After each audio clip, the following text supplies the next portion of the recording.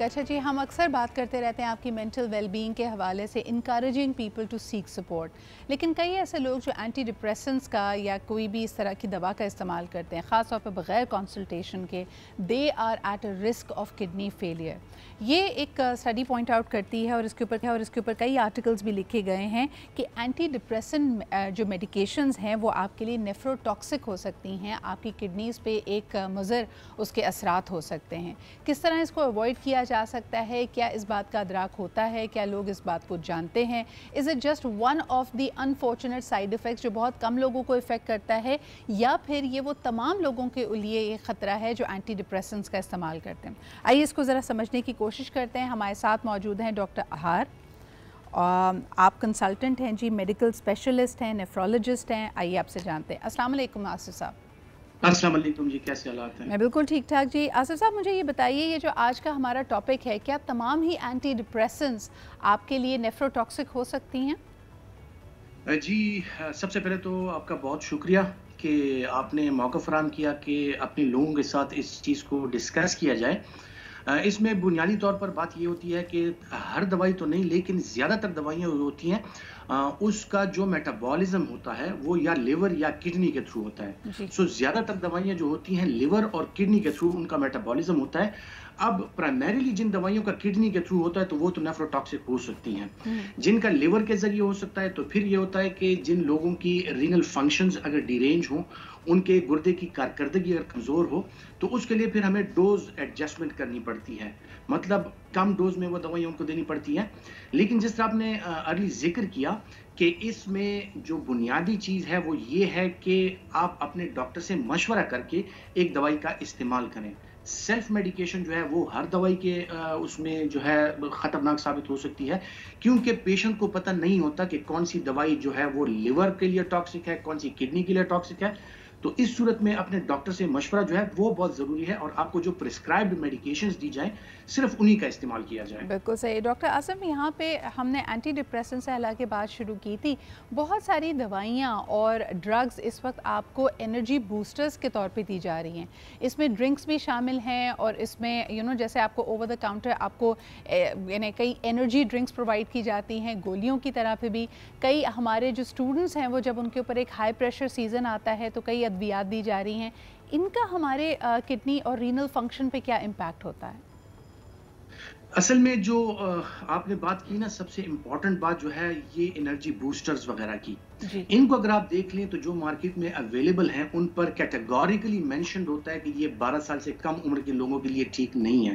सही। फिर जब जो मार्केट में इजीली चीज़ें अवेलेबल हैं, हमारे यहाँ कंज्यूमर राइट्स चूंकि नहीं है, मार्केट सर्वे नहीं होता, मार्केट में ऐसी भी चीज़ आ जाती है जो कि हर किसी के इस्तेमाल के लिए वो नुकसानदेह साबित हो सकती है। फिर उसकी कोई मॉनिटरिंग नहीं होती और वो जो है तो लोग यूज कर रहे होते हैं। सही। इन चीज़ों का अगर जिक्र किया जाए, जो सॉफ्ट ड्रिंक्स होती हैं, कार्बोनेटेड ड्रिंक्स होती हैं, और खुसूसन फिर मैं अगर एनर्जी ड्रिंक्स का जिक्र करूं तो इसमें ये आजकल हमारे यहाँ जो नौजवान हैं उनमें रुझान ये पैदा होता है कि वो लोग इसका बहुत ज़्यादा इस्तेमाल करते हैं। तो इसका इस्तेमाल जो है वो ना सिर्फ किडनी के लिए बल्कि लिवर के लिए इंतहाई हद तक नुकसानदेह है। और खुसूसन जो आजकल किडनी स्टोन फॉर्मेशंस हो रही हैं, बहुत से लोगों में जो रीनल स्टोन्स हैं, या बहुत से लोग ऐसे हैं कि वो ब्लड प्रेशर का शिकार हैं, उनके गुर्दे जो है वो कमज़ोर होते जा रहे हैं, गुर्दों की बीमारियां बढ़ रही हैं।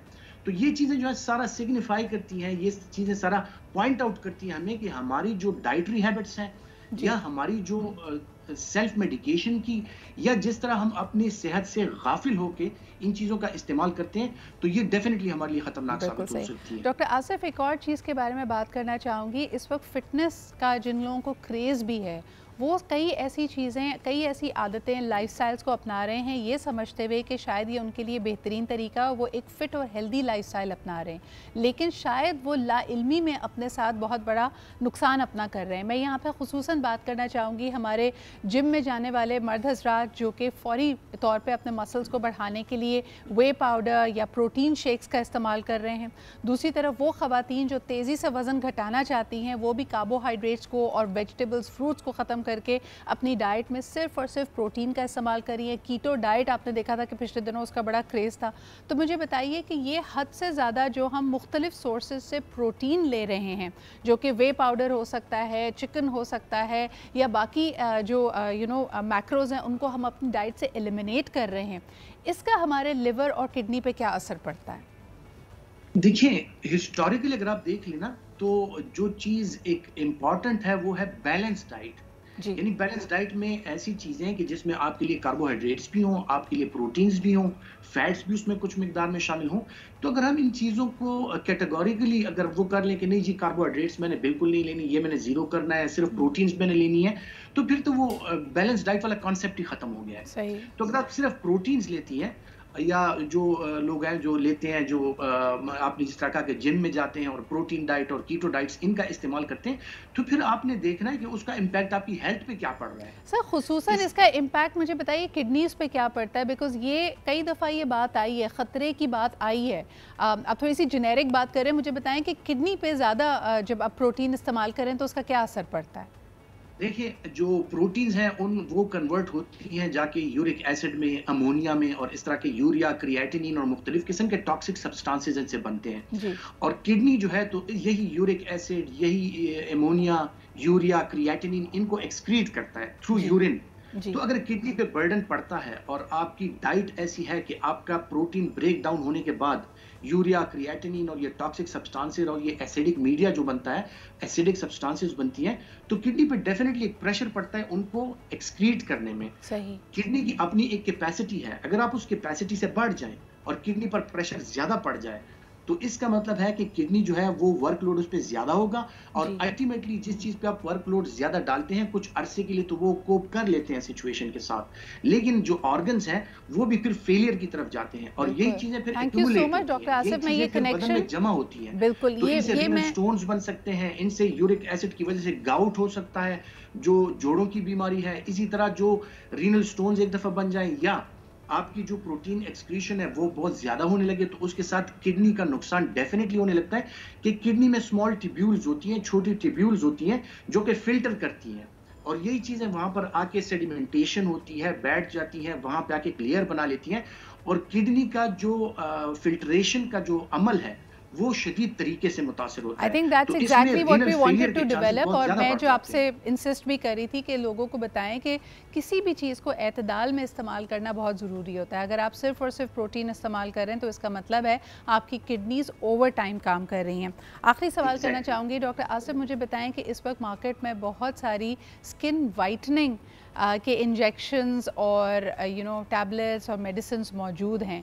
इसके बारे में भी कहा जाता है कि उसका एक साइड इफ़ेक्ट ये हो सकता है कि ये आपकी रीनल हेल्थ को इफ़ेक्ट करे। ये किस तरह इम्पैक्ट कर सकती है और क्या लोग इस ख़तरे से वाकिफ़ होते हैं? नहीं, मेरे ख्याल में जिस तरह आपने अभी इसका जिक्र किया ना कि लोगों को इसका अहाता बिल्कुल नहीं है या लोग इससे बिल्कुल भी वाकिफ नहीं है, उनके ख्याल में तो ये है कि चलें जी जाएं और एक इंजेक्शन है और वो लगा दी और आपका रंग जो है वो गोरा हो जाएगा। जो भी चीज़ें बॉडी में आती हैं जो हम इंजेक्ट करते हैं या जो हम डाइट के ज़रिए या इवन गोलियां वगैरह जिस तरह ओरल मेडिकेशंस होती हैं, इनका जब हम इस्तेमाल करते हैं तो इनके बारे में सिर्फ ये नहीं है कि ये जाके एक चीज़ को टारगेट करती है या टारगेट ऑर्गन पे जाके टारगेट करती है, इसके मेटाबोलाइट्स बनते हैं, ये बॉडी में इनका ब्रेक डाउन होता है और उसके कुछ वांटेड इफेक्ट्स होते हैं, कुछ अनवांटेड इफेक्ट्स होते हैं। अब अनवांटेड या जिन्हें हम उर्फ आम में साइड इफेक्ट्स कहते हैं वो हर एक चीज के हो सकते हैं। खुसूसन इन चीजों का बहुत बहुत शुक्रिया। वक्त मेरे पास इतना ही था, लेकिन at least we were able to highlight कि वो कौन सी अद्वियात हैं, कौन से लाइफस्टाइल चेंजेस हैं जो आप शायद समझ रहे हैं कि ये आपकी बेहतरी के लिए हैं मगर आपको बुरी तरह मुतासर कर सकते हैं। बहुत शुक्रिया। डॉक्टर आसिफ इजहार हमारे साथ मौजूद थे।